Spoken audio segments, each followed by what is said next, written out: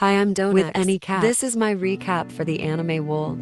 If you like my recap, please consider subscribing. The story begins as a girl runs through a forest and like every person in every scary movie ever, she is being chased by a group of soldiers. But they stop for a moment out of fear. One of the soldiers explains that deep forest is the lair of the demon lord. Rumors says he hates humans and anyone who approaches. His lair is subject to his violence. Just then they're informed of the girl's location, and the chase continues. As she runs, the girl apologizes to someone named Natalia for taking off without explanation. She begins to promise her something, but the clumsy chick falls for the second time. In the past minute, she sees a house in the distance just as she passes out. The next morning, a boy reads a headline saying that a wicked woman from a neighboring nation has gone missing. He senses a presence and heads into the forest to find a group of suspicious-looking animals who look like they are up to no good and wonders if there's a monster there. He finds that it's actually a girl and assumes that she must have fled from an abductor. The soldiers hide nearby, but we find that the boy was already well aware, and he uses elementary illusion magic to mess with them. He can tell from a badge that they are guards from the Nurez kingdom, and they work directly for the royal family. The boy demands to know what business they have there, but they just act like a broken record and demand that he hand over the woman. They surround the boy and explain the girl is a major criminal who disgraced the nation. These fools clearly don't know that they are talking to the protagonist, as they promise to not hurt him as long as he hands the girl over with no fuss. The boy isn't afraid at all and declines to comply with the requests. He refuses to side with the group of tin cans, so they point out how he can't use his hands, and they attack. Unfortunately for them, he is still able to use magic and shocks them with a non-verbal skill.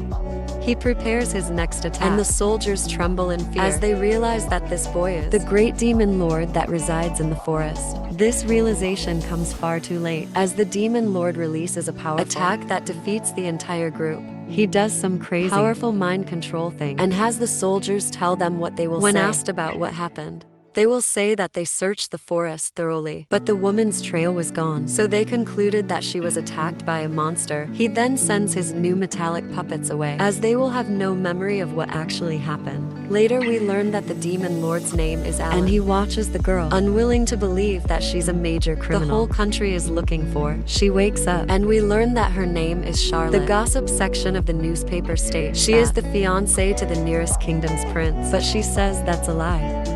Charlotte frantically denies it, but Alan tells her to stop freaking out, since he can tell if someone is just lying by looking into their eyes. The human lie detector can tell she isn't lying, and she breaks down in tears, as he is the first person to believe her. She explains that she was at a party when she was called forward, and she could hear people gossip about how she is the child of a mistress. It was announced that her evil deeds had come to light, but she tells Alan she had nothing to do with any of the accusations. Unfortunately for her, no one questioned the words of Prince Cecil, and he announced that she would be arrested for treason. She tried to defend herself, but pain in the butt just called their engagement and had her taken off to prison. Alan, with his lie detector vision, can clearly tell that she was framed. Either the prince didn't want to marry her, or perhaps there was another woman. Charlotte apologizes for taking up his time as she prepares to leave, but Alan changes the subject to point out how messy the room is, and as if she knows how to clean. She says she's pretty average at cleaning, but Alan says that's just what he's looking for and gives her a job. The position is for a living maid, and she will be in charge of chores. She is quick to remind him she is a wanted criminal, so he takes a moment to think. He lives secluded, deep in the forest, so he doesn't have to deal with other people. So harboring a fugitive defeats that purpose. However, Alan explains was betrayed by someone in the past, just like she was. 3 years ago, he was invited to join a certain party, hoping for an adventure. He joined them. However, they used him to break the seal of a temple, to steal the treasure they were looking for, and deserted him in front of a horde of monsters. Charlotte thinks that's awful, and Ellen can't believe how pure she is, since she believed his story without hesitation. Back then, there was no one to help him, so he thinks that they have a lot in common. However, stubbornness doesn't want to cause him trouble and declines his offer. Alan decides that he has no other choice, and Shikoni puts a death curse on himself. The maniac's heart will stop in 3 minutes, and he won't lift the curse until she agrees to work for him. Alan warns that she better make up her mind, otherwise an innocent civilian will die because of her. She panics at the absurd situation, as he's talking like a villain, when she thought he was just a person that was trying to save her. He proclaims that he is a virtuous man, but then reminds her that she has only 2 minutes and 31 seconds to decide, as if she didn't have enough pressure already. Alan who's beginning to sound like Kermit on steroids, explains that it's getting harder to breathe. Moments later, we see that she gave in and has now become Alan's maid. Alan marvels at how good a job she has done cleaning and thinks about how rough her hands were. When they first met, he determined that she was a noble lady by title only, and in reality, she was more like a servant. Cinderella 2.0 points out that all she did was polish the floor, and he was the one that tittied stuff using away. Magic. Alan, ever the innovator, says that he just used his style of cleaning, which was burning the stuff like a pyromaniac, and it makes her wonder if she's really necessary. He points out how dirty the room was before, and explains that he has zero housekeeping skills. Left alone, he doesn't even think of cleaning, and uses the same strategy I use, which is to just ignore till it moves on its own. Charlotte then strangely anticipates her next chore, but he has nothing for her, and simply tells her to do whatever she likes until dinner. She can't believe that he isn't worried about stealing stuff, but he explains that he went shopping earlier, and there isn't much cash left for her to steal. She apologizes for him having to buy stuff for her, but he states that he considers it an investment. He leaves her to do what she wants, as he needs to work, and he tells her not to disturb him. Alan then thinks about how ignore someone in trouble, but relatably, he also hates being social. Besides that, while she may feel that a gratitude to him, now in time, she'll be fed up with and leave, brushing off his demon lord duties, whatever those are. Alan takes one of his few hobbies. This fiendish, fact-checking weirdo likes to find holes in research papers on magical theory, putting out every flaw and riddling it with his corrections. He finishes after several hours and is shocked to find Charlotte behind him. The discount damsel reminds him that he told her to do whatever she liked, and she strangely chose to count the grains in the wood floor. Alan would later find she doesn't have any hobbies, and in the past, when she wasn't doing bridal training, she was just cleaning and mending clothes, so she didn't have any free time for hobbies.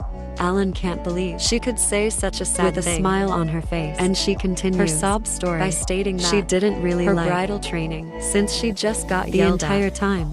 After he asks to hear recent fond memory, Charlotte depressingly tells about that her little sister Natalie brought her some fruit. It was a little bruise, but she didn't get to eat such treats very often, so she was very happy. Her depressing story has her wondering why Ellen's face looks so scary, but he tells her that the face he was born with.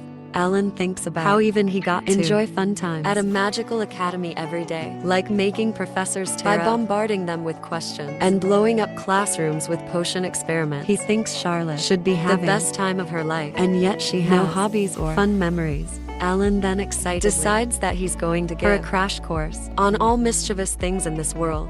Moments later, bargain basement, Cinderella sits in front of several boxes and learns that Alan decided to sell magical equipment to afford it all.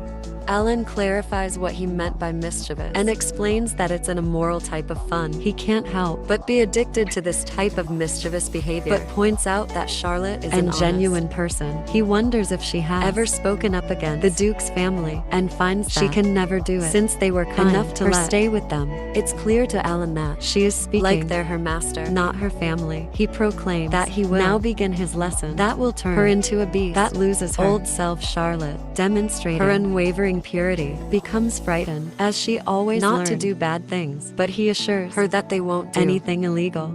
Her fear instantly turns to shock when Ellen reveals the first indulgence will be cakes. It's too soon for her to be surprised, though, as he reveals even more food. He tells her to eat, drink, and be married to her heart's content, as this is days mischievous she will learn. Of course, Debbie Downer thinks that it's not a good idea, since they have to eat her dinner.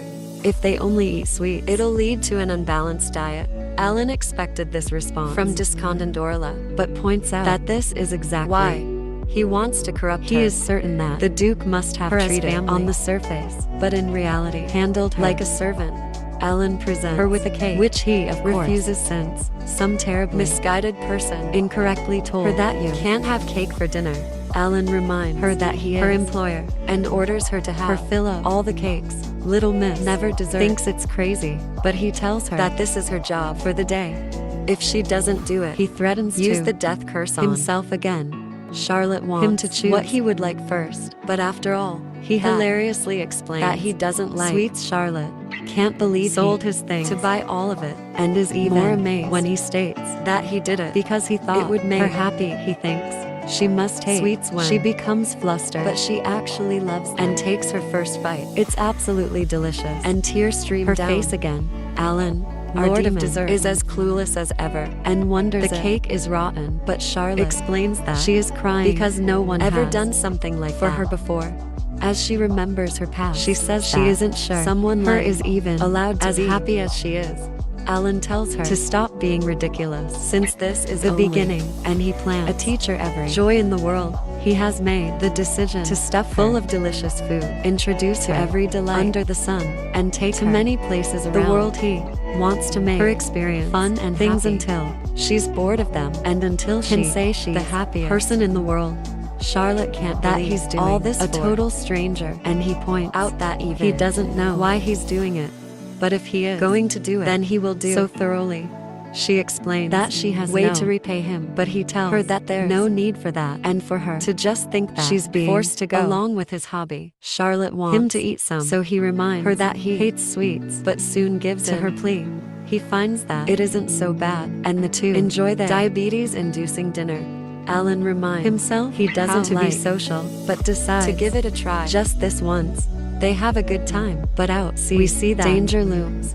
Later, Alan about Charlotte, who's probably trying to type to diabetes, said she finished the cake little by little since he preserved them with magic. Our minical demon Lord thinks that simply eating loads of food is too boring, and he wants to give more experience she has never experienced before. He thinks that he knows exactly what to do and lets out a maniacal laugh.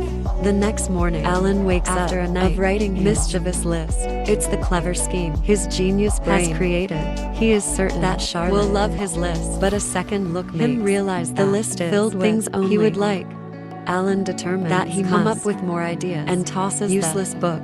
Alan outside his like a lost puppy, and she is concerned because he looks so tired. Alan, not wanting to like a simp,